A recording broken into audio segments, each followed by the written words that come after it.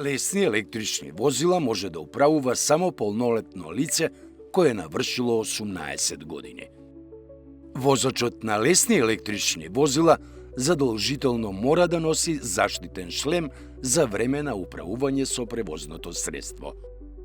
Возачот на лесни електрични возила е должен да управува со возилото на начин на кој не се намалува стабилноста на возилото и не се попречуваат другите учесници во сообраќајот, а особено не смее да ги симнува рацете од управувачот, да се придржува за друго возило, да превезува, влече или турка предмети што може да го попречуваат во управувањето со возилото или да ги загрозуваат другите учесници во сообраќајот.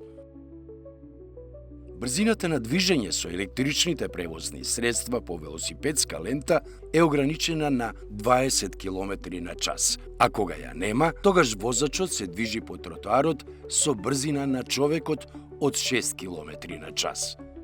Возачот на велосипед, велосипед со помошен мотор, мопед и лесно електрично возило при преминување на коловозот, како и при преминување на обележан пешачки премин, должен е да го турка возилото доколку нема обележана лента, односно патека за тој вид на возила. Возачот на лесни електрични возила не смее да превезува други лица за време на управувањето со возилото.